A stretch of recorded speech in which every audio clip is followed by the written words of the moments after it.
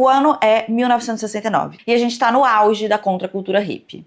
A galera tá aí usando um monte de droga, experimentando, expandindo a consciência. E enquanto isso tá acontecendo, tem alguns cientistas que estão determinados a provar que as drogas viciam. Sendo que a gente meio que já sabia disso, mas eles querem provar de novo. E como que eles querem fazer isso? Amarrando um monte de macaco em jaulas minúsculas, enfiando um catéter no coração deles e ensinando eles a se drogarem sozinhos, voluntariamente. Olá, eu sou a Gabi Fadel e esse é o Surto Coletiva, aquele vídeo onde eu te deixo completamente surtado, pra gente ficar todo mundo surtado juntos, sobre algum assunto. Se você gosta aqui do Surto Coletivo, não se esqueça de já curtir o vídeo e se inscreve no canal se você não for inscrito ainda. E eu preciso fazer um disclaimer sobre o vídeo de hoje. Quer dizer, na verdade sim, sinceramente, eu acho que eu deveria fazer um disclaimer sobre absolutamente todos os vídeos que eu faço do Surto Coletivo. Todos eles mereceriam um disclaimer. Eu acho que a essa altura do campeonato você já sabe disso. Mas esse em específico, talvez pode ser que seja uma coisa só pessoal minha, da Gabriela, tá? Mas eu não sou uma pessoa que normalmente fico muito sensibilizada com as coisas que eu trago aqui no canal. Assim, geralmente eu consigo manter uma certa distância emocional dos assuntos. Eu não sou uma pessoa facilmente emocionada com essas coisas, sabe? Elas não me afetam muito fácil. Mas esse caso em específico, desse experimento, me deixou muito mal. E pode ser que você não reaja da mesma forma, tá? Mas eu já tô avisando que, pra mim, assim, péssimo, tá? Mas, enfim, esteja avisado, tá? Hoje eu vou contar pra vocês de um estudo que ficou extremamente famoso pela sua falta de ética. O nome oficial desse estudo é Self-Administration of Psychoactive Substances by the Monkey, mas ele ficou conhecido como Experimento do Macaco Drogado de 1969. Nessa época, era muito comum fazer experimentos completamente sádicos com animais. Imagina, se eles já faziam experimentos sádicos com seres humanos, muitas vezes, mesmo depois de já existirem acordos sobre a ética dos experimentos em humanos, imagina os animais, né? O que eles não estavam passando. E assim, a gente precisa entender mais ou menos o contexto histórico da época pra gente entender por que que esse estudo era uma coisa importante de ser feita naquela época. A gente estava ali realmente no auge da contracultura hippie. Ou seja, galera indo pro Woodstock, a galera experimentando com LSD, pessoas falando que a juventude tinha que largar tudo e expandir a mente. Imagina, a gente já falou aqui no Surto Coletivo de outros casos que acontecem mais ou menos na mesma época, né? De cientista que tava dando LSD até pra golfinho. Então você tinha ali uma contracultura e uma experimentação muito forte. O que significa que o governo americano tava Imagina, não é só de usar a droga que os hippies viviam, né? Existia toda uma cultura ali de você ser a favor da paz e do amor. E o que isso significava em 1969?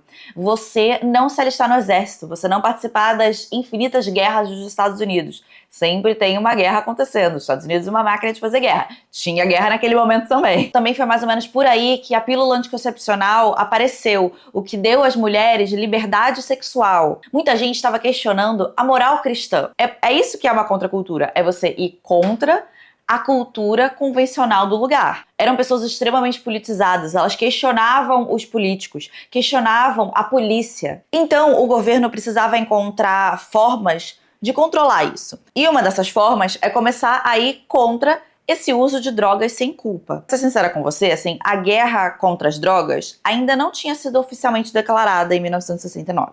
Foi mais ali nos anos 70 que isso virou uma grande política governamental. Mas, né, antes de você declarar a guerra anti as drogas, você já tá assustado com elas. Então o pânico já estava começando. E aí os pesquisadores, eles começaram a ser mais pressionados a fazer pesquisas relacionadas às drogas, para descobrir como que elas funcionavam, onde elas agiam no cérebro, né, e como que elas causavam dependência. E encontrar jeitos de você justificar uma criminalização das drogas. Então foi nessa época aí que começou os primeiros experimentos para tentar entender comportamentos aditivos. E naquela época, se você ter ética com estudos em seres humanos era uma grande novidade, imagina então com animais, né? Até tinha saído um documento nos Estados Unidos que se chamava Animal Welfare Act, que era meio que pra falar sobre ética em experimentos com os animais, mas o negócio era um documento completamente vago e, assim, resumindo muito, basicamente dizia, tipo assim, ai, tenta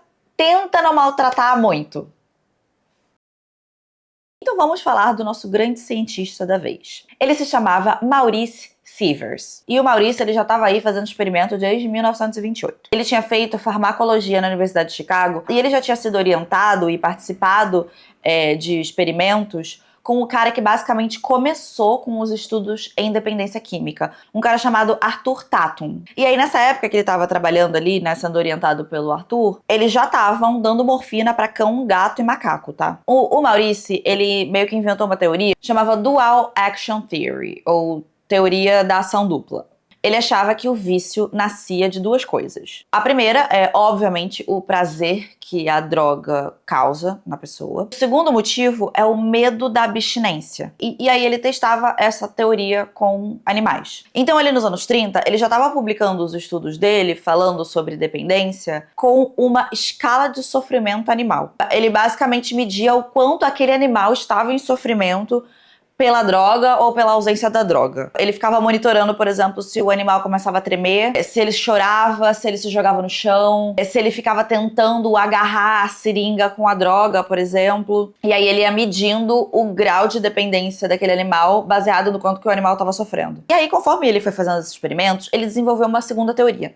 Era uma teoria de que a dependência, ela na verdade nascia do prazer da droga. Que basicamente você associava a droga a uma coisa boa. Que a droga conseguiria causar um vício psicológico. E que você não precisava ter o medo da abstinência para estar viciado naquela droga. E nisso, o Maurício ele continua fazendo experimentos e desenvolvendo técnicas e desenvolvendo teorias e tal. Ali quando chega nos anos 50, ele começa a achar que ele deveria deixar as coisas mais reais. Que ao invés de ele dar uma dose controlada por dia, por exemplo, nos animais, ele tinha que conseguir simular o comportamento humano em relação às drogas. Que é aquela coisa de pessoas que são dependentes de usarem a droga várias vezes ao longo do dia, ter um desejo constante pelaquilo e fazer realmente uma busca ativa pela droga. Porque até então, eles davam a droga para os animais, mas os animais não estavam indo atrás da droga. Foi dessa vontade deles de deixar as coisas mais realistas que nasceu a ideia de deixar o animal se automedicar. Então ele queria montar um experimento onde o macaco iria escolher quando que ele ia usar a droga sem a interferência do cientista. E foi a partir daí que ele montou toda a estrutura para o experimento que a gente vai ouvir falar agora. O experimento começa com uma cirurgia. Essa parte é treta pra mim. Os macacos passavam por uma cirurgia onde era colocado um catéter que passava pela veia jugular aqui do pescoço, ia até o coração. Então, quando eles recebessem essa dose de droga, não ia passar pelo estômago, não ia atingir os músculos, ia direto para a corrente sanguínea para o coração. Esse catéter, então, ele era conectado a uma bomba de infusão. Essa bomba de infusão, ela era controlada eletronicamente. E ela ficava do lado de fora da gaiola. E aí, para você conseguir manter o animal ali e ele, obviamente, não arrancar tudo isso que você colocou nele, né, eles colocavam esses macacos ali como se fosse uma coleira peitoral que ficava presa num braço mecânico. O macaco só conseguia se mover o suficiente para beber um pouco d'água num bebedouro, ou então puxar uma das duas alavancas que ficavam ali na gaiola. E, obviamente, essa gaiola, ela era muito pequena, era só o suficiente mesmo para o macaco se acomodar ali. Então vamos falar agora dessas duas alavancas que tinham ali na gaiola. Uma das alavancas era a que ia ativar a bomba que ia jogar a droga na corrente sanguínea do macaco. A outra alavanca meio que só fazia barulho e luz. Não acontecia nada, era só tipo um showzinho, eba, aconteceu coisa, mas não aconteceu nada. O objetivo era ver se o macaco ia procurar a que liberava a droga e não se ele só estava brincando com as alavancas. E aí também para garantir, né, que o macaco não ia ficar ali brincando na alavanca, tomando droga até o bagulho explodir, eles faziam um sistema que a bomba tinha tipo um timerzinho. Demorava 25 segundos para injetar a droga e depois mais 25 segundos para recarregar. E aí também, né, dependendo de que teste que estava sendo feito, né, de que droga que estava sendo testada ou coisas do tipo, eles às vezes também bloqueavam. Depois de uma dose, ficava um tempo sem conseguir sair uma outra dose. Que a ideia era meio que imitar o limite humano de consumir alguma coisa. Porque às vezes você, por exemplo, apagou. Ou às vezes é o tempo de você conseguir mais droga. Era pra meio que imitar isso. E aí aqui é a parte que, assim, Eu acho que esse experimento todo, ele é, assim, um grande absurdo, mas essa é a parte que eu começo a falar, ué, mas não tinha um ponto o experimento, que era o macaco se drogar sozinho? Caso o macaco não quisesse se drogar sozinho, o sistema ele tinha um modo automático, que ia liberar droga de forma automática, mesmo o macaco não puxando nenhuma alavanca. Não entendi. Não tinha um objetivo, o negócio? Mas enfim, né? Era um empurrãozinho para ver se o macaco ia se interessar mais pela droga, se ele fosse mais exposto a ela. Aí, depois que os macacos passavam, né, pela cirurgia, eles passavam um tempo para se recuperar, porque, obviamente, né, acabou de enfiar um catéter até o coração do macaco. E aí, eles começavam um teste. Primeiro, eles colocavam, né, o macaco ali todo, mas não tinha droga, ficava só saindo, assim, um soro no catéter, que era para ficar testando, vendo o quanto que o macaco ficava brincando com as alavancas. Como se fosse, assim, um controle, sabe? Um teste controle. E aí, depois disso, eles passavam a liberar a droga. E, inclusive, também, se o macaco não se interessava muito de início pelas alavancas, eles botavam ali uma comidinha, um negócio assim na alavanca, que era para condicionar o macaco a achar, tipo, ah, legal, isso aqui é uma coisa boa. O objetivo do experimento era relativamente simples. Descobrir se, depois que eles dessem a primeira dose de droga pro macaco, se eles iam continuar puxando a alavanca sozinhos, mesmo sem eles terem sentido o efeito da abstinência da droga. Só pelo efeito prazeroso, só por ser uma sensação gostosa. E se os macacos fizessem isso, era porque eles estavam viciados psicologicamente. Cada grupo de animais foi exposto a um tipo de droga diferente. Eles não testaram uma coisa só, eles testaram várias. E aí aqui a gente vai falar do resultado de cada uma dessas drogas. E aí eu vou aqui dos resultados que foram os menos piores, ou às vezes até insignificantes, quase nada aconteceu, até os piores. A droga que meio que não aconteceu praticamente nada foi uma droga chamada nalorfina. E talvez você nunca tenha ouvido falar da nalorfina, mas é porque realmente meio que não é uma droga de uso recreativo. Não dá nada. Você pode tomar esse negócio que não dá nada. A nalorfina, na verdade, é o que se chama de antagonista opioide. Era o que era usado na época para quando alguém tinha uma overdose de morfina ou heroína, você dava então essa droga porque ela interagia nos mesmos receptores que a morfina e que a heroína, só que ela meio que não faz nada ali no corpo, você não tem muito efeito assim, só impede que o seu corpo continue interagindo, né, os receptores continuem interagindo com a morfina e tal. Então é usado justamente para tentar reverter um quadro de overdose nesse tipo de substância. E aí assim, como é uma droga que meio que não faz nada, não aconteceu nada. Os macacos não ficaram viciados, eles só passaram mal por 2 dias depois que o experimento acabou. E assim, o experimento acabou bem rápido, tá? Porque não tinha nada acontecendo, assim, foi por... Não era interessante o suficiente, aí eles acabaram rapidinho com o negócio. E aí assim, você pode se questionar do porquê que é que eles fizeram esse grupo, né, que tava tomando essa droga, sendo que essa droga meio que nem faz nada. E algumas das teorias é que poderia ser, tipo, às vezes pra ver se mesmo se, por exemplo, sem ter um efeito prazeroso ou sem ter abstinência, se às vezes mesmo assim os macacos iam ficar brincando com as alavancas, alguma coisa assim. Podia ser que funcionasse como um grupo de controle, digamos assim. Mas o que isso acabou mostrando, né, que se alguém poderia ter alguma dúvida de que os macacos de fato sabiam o que eles estavam fazendo quando eles estavam puxando as alavancas, deixou bem claro, porque quando não tinha efeito nenhum, todo mundo cagou para as alavancas. Agora, se a nalorfina ficou em 7º lugar, quem ficou com o 6º lugar foi a cafeína. Cafeína, simplesmente o estimulante mais usado do mundo. E sim, é uma droga. Ela acorda, ela te dá tremedeira, ela te acelera, ela te dá ansiedade, faz parecer com que todas as decisões que você tomou na sua vida até agora foram erradas, te tira o sono e dá um leve viciozinho. 4 macacos foram expostos à cafeína. 2 desses macacos cagaram pra cafeína. Um macaco começou a acionar a alavanca sozinho e o outro só depois de algumas injeções automáticas. E mesmo assim, até o macaco que, né, começou sozinho e o outro e tal, assim, era meio irregular o jeito que eles buscavam a alavanca. Não fazia muito sentido, não era uma coisa que tinha um super padrão. E meio que os macacos, sim, não aconteceu nada com eles. Sim, não teve nenhum grande efeito colateral. Talvez eles estivessem se tremendo um pouco, talvez eles não conseguissem dormir à noite, talvez eles estivessem ansiosos, se perguntando se eles tomaram as decisões certas na vida dele, mas aí não tem como a gente saber, não tem como a gente conversar com eles. Sinceramente, é isso que eu sinto quando eu tomo muita café. Eu tenho uma sensibilidade terrível pra cafeína. Eu não tomo muito, assim, eu quase não tomo café porque, nossa senhora, Jesus amado. Nossa, me dá até taquicardia só de lembrar. Mas enfim, foi isso. É isso que aconteceu.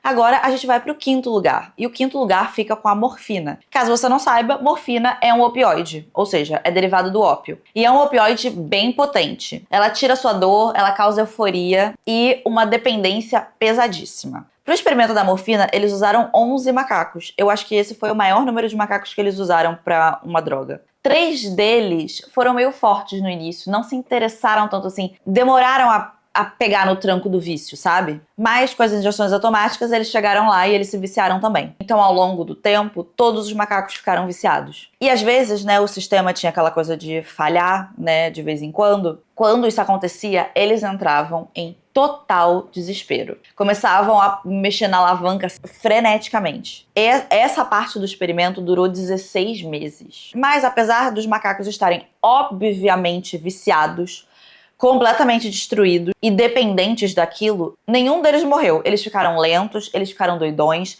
eles estavam destruídos, mas vivos. O quarto lugar fica com as anfetaminas. E aí as anfetaminas são uma família de drogas que são utilizadas como estimulantes do sistema nervoso central. Inclusive, caso você tome remédio para TDAH, você toma uma anfetamina. Os remédios para TDAH são anfetamina. Então, assim, existe alguns usos terapêuticos das anfetaminas, mas também serve pra gente que quer passar a noite acordado, cheio de paranoia. Foram 5 macacos nesse experimento e todos os 5 surtaram. Todos eles ficaram dependentes. E, inclusive, com o tempo, não só eles estavam claramente dependentes, como eles começaram a alucinar. Eles arrancavam o próprio pelo e eles começaram a apresentar vários comportamentos compulsivos. Inclusive, eu quero fazer um parênteses aqui, que caso você tenha o mesmo algoritmo que o meu no TikTok, talvez você já tenha visto esse cara, mas se não, eu vou te contar agora. Tem um cara no TikTok que ele conta a jornada dele, né, pra conviver com o vício dele em anfetamina e o que ele faz, né, como ele se mantém limpo disso. Em um dos vídeos que eu já vi desse cara, teve uma vez que ele teve um relapso e ele acabou usando a anfetamina e ele aparecia cheio de machucado no rosto.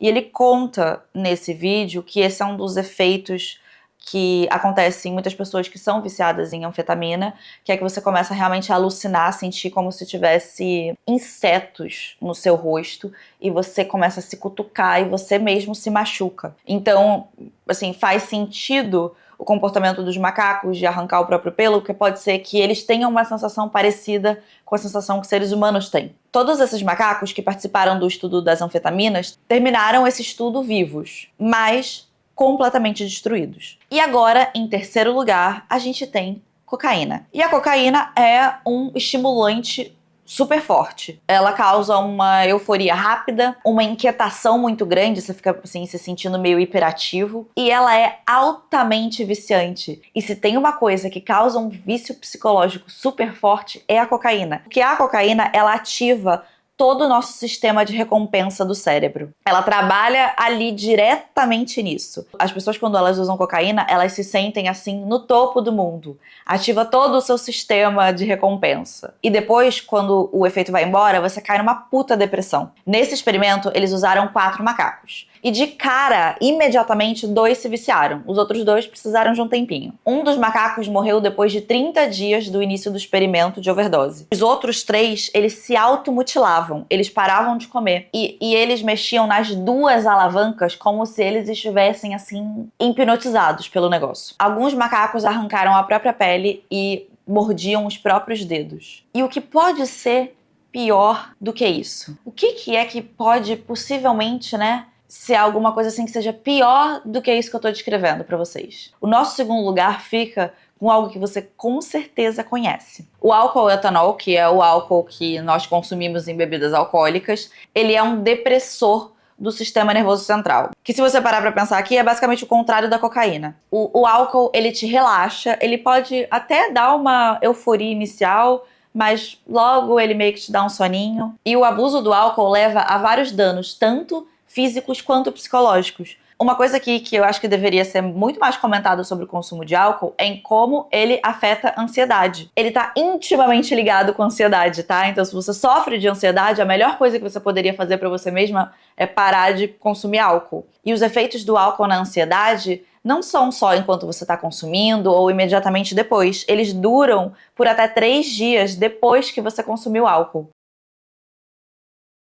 Então, aquela sensação que, às vezes, quando você acorda de ressaca, que você tá com uma angústia, e você pode ficar se perguntando, meu Deus, será que eu fiz alguma coisa de errado ontem, porque você tá super ansioso? Não é necessariamente que você fez nada, quer dizer, às vezes você até fez, porque, né, é álcool e às vezes a gente nem se lembra do que a gente fez. Mas é porque ele te deixa muito mais ansioso. Mas enfim, vamos falar do experimento. Foram 5 macacos utilizados no experimento com álcool. 4 desses macacos começaram a beber, muitas aspas no bebê, né, porque não era um catéter no coração, mas enfim, brincar com a alavanca sozinhos. Ou seja, uma porcentagem maior até do que a da cocaína. No início, esses macacos, eles até faziam algumas pausas, sabe? Como se fosse assim, eu bebi muito nesse final de semana e agora eu vou dar uma parada. Mas, um tempo depois, eles entraram no modo realmente de vício, de beber todo dia, toda hora. Bebê, muitas aspas nesse bebê, eu continuo falando bebê. Eles ficavam bêbados, eles cambaleavam, ficavam tontos, eles vomitavam. E quando o álcool era tirado deles, eles tinham alucinações, eles começavam a tremer e vomitar. Ou seja, você vai vomitar tanto bêbado quanto depois de abstinência, né? 2 dos macacos morreram sufocados, dormindo, por uma obstrução respiratória. Basicamente, os macacos morreram de coma alcoólico dentro das gaiolas. E o nosso primeiríssimo lugar fica com a codeína. E o que é a codeína? Você pode estar se perguntando. A codeína é um outro opioide, só que é um opioide mais leve do que a morfina e a heroína, por exemplo. Ela é usada tanto para dor, né, quanto para tosse. E se você toma numa dose mais forte, ela vira como se fosse um tranquilizante. E assim, existe um uso terapêutico, né, da codeína em um ambiente hospitalar, uma coisa controlada e tal. Mas você tem que tomar cuidado porque ela é altamente viciante. Foram 5 macacos nesse experimento também. 4 começaram a usar a droga sozinhos, 1 precisou ali de umas dosezinhas extras para pegar. Depois de 6 semanas, o primeiro macaco morreu de convulsões. E aí, a partir desse primeiro macaco que morreu, né, depois de 6 semanas, cada semana morria um outro macaco. Foi 1 por 1, todos de overdose. Ou seja, a codeína teve 100% de fatalidades. Todos os macacos morreram, sobreviveu 1. E tudo isso aqui que eu te descrevi para provar uma coisa que todo mundo já sabia desde o século XIX, que drogas viciam. A grande descoberta desse experimento é que o indivíduo não precisava ter passado pela abstinência para estar viciado. Uau!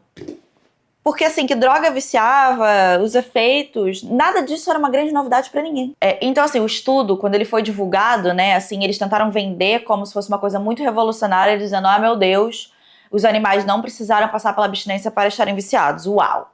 Os macacos estavam se drogando só porque a droga era gostosa. Mas, sinceramente, o que eu acho mais interessante desse estudo, né, se é que a gente pode dizer que alguma coisa nesse estudo é interessante, porque, sinceramente, eu acho grotesco toda a ideia de que esses macacos estavam presos numa jaula sem conseguir se mexer, sendo obrigados a se drogar. É a única coisa que esses macacos tinham ali. É uma cirurgia que levava droga no coração. Eu acho tudo horrível. Mas, enfim, tem 2 coisas que eu acho que são interessantes desse caso todo. A primeira é que deixa muito claro que nem todos os macacos se viciaram. Que tiveram vários que tiveram ali uma dose da droga e falaram, pô, não, obrigada, valeu. E outros que acabaram, né, só se viciando quando eles foram forçados a receber mais e mais e mais da droga, porque eventualmente vai virar uma dependência química. Alguns se viciavam instantaneamente e outros ficavam indiferentes mesmo, né, tendo ali a mesma dose, que é uma coisa que é estudada em seres humanos até hoje, né, porque que algumas pessoas acabam se viciando com facilidade e outras não. E qual que é a influência genética disso, por exemplo? Que existem fatores genéticos, que a gente sabe que se você tem alguma pessoa que é um adicto na família, talvez você tenha uma tendência maior a se viciar. Porque que algumas pessoas podem usar uma droga várias vezes e não se viciarem, e outras acabam se viciando usando uma vez só. E outra coisa que eu acho muito interessante desse estudo é que, apesar do álcool ter ficado em segundo lugar como pior droga, ele ainda é amplamente aceito socialmente. em praticamente todos os países. Então, qual que é o parâmetro que a gente usa para dizer por que algumas drogas são legalizadas e outras não? Se uma das piores drogas que a gente poderia consumir é completamente legalizada. E a verdade é que é lobby. Grandes empresas, o capitalismo, quem tem grana para mandar e desmandar no que vai ser legalizado. O álcool já era legalizado antes, as empresas já estavam muito bem formadas. O governo não tem agora como proibir esses grandes empresários, que já têm essas grandes empresas, de não venderem o produto deles. Enquanto outras drogas que foram descobertas depois foram extensamente criminalizadas. Drogas, às vezes, que quando usadas, em certas situações, com certo controle, podem trazer benefícios de saúde, como a gente sabe hoje em dia do THC e do CBD da maconha, que tem vários usos terapêuticos, e mesmo assim a gente ainda tá aí capengando para legalizar. Enquanto o álcool, nenhum uso terapêutico, segunda pior no experimento, tá aí para todo mundo. Como a guerra contra as drogas é completamente arbitrária, baseado num falso moralismo. E aí, é claro, a gente precisa falar sobre a metodologia desse experimento. Porque isso é uma das coisas que mais choca. Os animais presos, imobilizados, sendo drogados até a morte. E se a gente sabe o quanto o vício é prejudicial para as pessoas, para os humanos, você acha que vai ser diferente para esses animais? Esses animais agora estão condenados pelo resto da vida deles a serem viciados. Os animais se mutilando, arrancando a própria pele. E tudo isso sendo documentado, anotando, virando estatística. Mas mesmo assim, com essa metodologia chocante, o Sievers continuou fazendo experimentos, utilizando essa metodologia. Inclusive, depois ele passou a fazer muitos experimentos com nicotina, usando coisas muito parecidas. E esse estudo virou referência para várias outras pesquisas em décadas seguintes. Esse modelo de autoadministração de droga, usando a alavanca, o catéter, o sistema de recompensa, foi adotado assim em vários laboratórios no mundo inteiro para estudar a dependência química. Esse experimento em específico virou um símbolo para o movimento contra os testes em animais. Ele é citado em vários artigos, em vários protestos. Ele está até descrito em manuais de bioética, em como não fazer um experimento. Ele é, às vezes, utilizado como um caso exemplo em aula de ética científica. Mas eu quero aqui te lembrar que a gente ainda não está muito longe da realidade desse experimento. Até hoje, animais são utilizados em estudos semelhantes a esse. E tudo isso documentado só para comprovar uma coisa que todo mundo já sabia. Todo mundo já sabia qual ia ser o resultado. Se você gostou do vídeo, não se esquece de curtir, se inscreve no canal caso você não seja inscrito ainda e vire um lindo e mágico unicórnio muito surtado. E eu vejo vocês no próximo vídeo. Tchau!